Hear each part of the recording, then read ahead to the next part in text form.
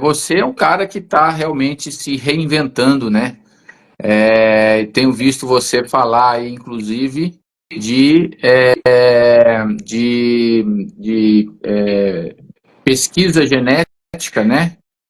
Vendo aí o fenotipo e o genotipo aí das pessoas, né? Com pesquisas de polimorfismo, né? Que a gente fala aí de painéis genéticos, né? Você tem estudado isso aí?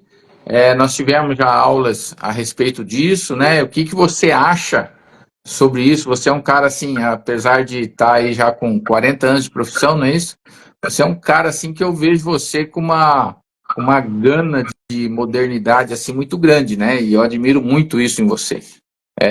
Conta um pouquinho aí dessa nova fase aí que você também está estudando aí, está estudando tudo, né, cara? Você está lá na mentoria do Guilherme, está na mentoria do Ricardo Zimmermann, tá aí com todo mundo aí, né? Me conta aí como é que você está conseguindo, né, fazer tudo isso. Eu tive que fazer opções, escolhas, né? Mas essa questão dos painéis genéticos, vamos dar o crédito à nossa colega Estela Zucon, né? Que É verdade. eu entendi melhor o que seria tudo isso, que é a questão fundamentalmente do painel genético que está sendo disponibilizada nas farmácias das esquinas, né? Qualquer um que quiser, né? E a grande mudança nessa questão foi o próprio teste de Covid, né? Quem imaginaria há 5 anos atrás, há 10 anos atrás, que seria no preço que conseguir fazer isso. Então, essa é a contemporaneidade e o avanço que tem que ser bem absorvido e bem empregado para bem de todos. Eu comecei a me interessar por isso mesmo. Eu tenho um colega que estudou comigo, fez uma pós-graduação comigo na Argentina, o José Irineu, ele é de Porto Alegre, e ele é representante de uma empresa de Israel aqui no Brasil, nessa área. Então, logo começou, eu troquei umas ideias com ele e comecei a me interessar de como utilizar, no sentido de o que vai resolver, tá? Porque isso não é simplesmente um oráculo, né? Eu vou lá saber que eu tenho o que a gente chama de polimorfismo, né? Uma tendência para ser isso, para ser aquilo, e tá bom, eu faço o que com isso, né? Isso seria muito fútil, né?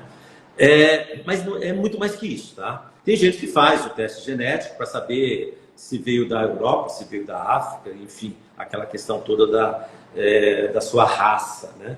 O que eu, particularmente, eu acho uma grande bobagem, mas enfim. Do ponto de vista médico, o pessoal costuma chamar isso de medicina de precisão, tá? Qual que é a ideia? E aí serve, abrindo parênteses, para qualquer área de conhecimento humano. Por exemplo, um atleta, né? Ele é um atleta que pretende se estabelecer como um profissional, avaliar performance. Ele pode estudar, abrir o seu DNA, estudar toda a sua genotipagem, tá? Em busca de elementos para ver se aquilo que ele corresponde àquilo que ele quer ser. Tá? Se ele não tiver um polimorfismo legal para determinadas fibras, determinados esportes para ele não vai funcionar mesmo que ele queira. Ele vai se conseguir? Claro que vai, mas não vai chegar no top. Ele pode conseguir, né? Pode Dependendo conseguir. aí da influência que ele vai ter do meio externo, né? Exatamente.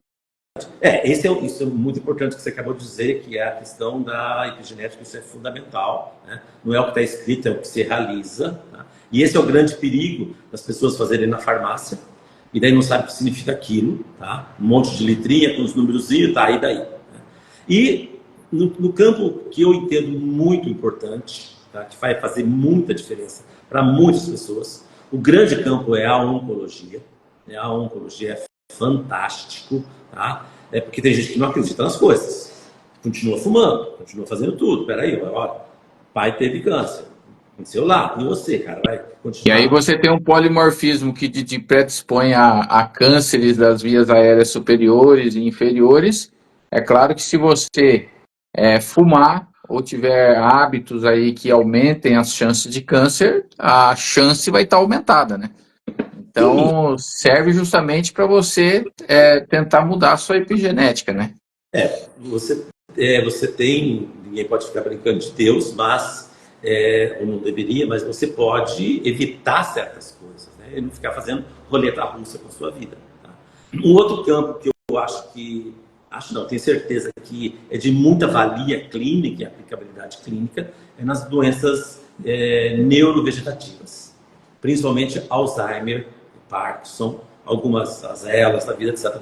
A mãe fala assim, mas o que eu faço com Alzheimer? Eu não tenho o que fazer, tenho que dar carinho. Dá licença, né? Tem muito o que fazer com Alzheimer. Muita coisa. Tem muito o que fazer. Tá? Embora em termos de farmacologia nós só tenhamos duas classes, né, de medicamentos que tenham algum tipo de resultado, mas na prevenção tem muita coisa. Então, se aparecem lá nas três possibilidades, nenhuma possibilidade, mais ou menos, ou muita possibilidade, né, em termos potenciais, se vira nos 30. Tá? Por quê? Daí a gente entra na questão da epigenética, como você falou, que são os chamados fatores desencadeadores ou protetores. Ou protetores ou desencadeadores, né? Então, e aí a gente volta naquilo que todo mundo fala, mas de novo, doutor, vai falar disso? Comer comida de verdade, não comer comida lixo, fazer exercício 30 minutos por dia, evitar o álcool, evitar o cigarro, sabe? Ter convívio, no caso do Alzheimer, ter um convívio social saudável. E aí, convívio social não significa ter muitos amigos, mas significa, por exemplo, não ficar o dia inteiro nas televisões abertas vendo as coisas que aparecem ali, te jogando um monte de informação que você absorve como se fossem verdades absolutas. Tá? Esse tipo de situação é muito grave, a gente vive isso. A questão da higiene do sono, né? Tem gente que leva pipoca, periquito, papagaio, para assistir televisão no quarto. Faz maratona de série. Opa. Faz maratona. Quase que eu me derrubei aqui. Faz maratona de série no quarto. Né? E como disse um professor nosso, agora não vou lembrar, mas você vai lembrar. Acho que foi o Guilherme que falou isso. Quarto é bom para duas coisas, né? Quarto para dormir. Ou é para dormir ou para namorar. Então, exatamente. Então, exatamente. Eu acho que evitar, até por conta da questão, e eu acabei estudando também nessas buscas aí, a questão da luz, né, para entender o laser. Aquelas luzinhas de LED à noite toda piscando ali, não são boas. A tal da melatonina, ela gosta de ficar quietinha no seu lugarzinho, né? Tem o ritmo, no escuro, a cronobiologia, quer dizer, não dá para comer meia-noite, 10 horas da noite e achar que o sono vai ser bom. Tá? Então tem uma série de coisas que as pessoas, e que esses painéis genéticos, na minha opinião, apesar de ainda não são tão acessíveis assim, mas já são bem mais acessíveis, eles ajudam o médico que queira trabalhar com isso de entender isso e olha só, é quase que uma prova documental e um roteiro muito sério, muito honesto, porque é para o resto da vida, cada um tem um só, tá? E você vai conseguir conduzir a sua vida com muito mais segurança, sem neura, e vai fazer as suas escolhas de uma maneira sincera, honesta, tá? Então eu creio que esse é um caminho que eu tenho absoluta convicção, né?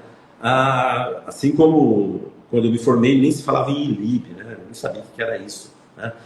Painel muito menos, né? Quando eu me formei não tinha nem UTI, né? Tinha UCI, era de cuidados, não era de tratamento intensivo. Mas essa é a alegria da vida, né?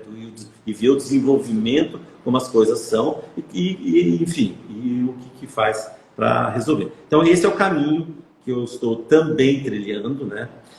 Num primeiro momento parece muita coisa, mas aí eu fui espertinho, Júnior. Tudo que eu escolhi a estudar tem pontos de convergência. Nenhum deles é para... Sim, é tudo interligado, né? Tudo interligado. Tudo se conecta, a questão da disbiose, a questão da metabolômica, esses nomes malucos que estão aparecendo por aí, né? Tudo converge, tá? Aí fica fácil. Vocês têm aula as aulas lá do Melhora com o Zimmermann, você passou por ela, você resolve tudo. Tudo fica facinho.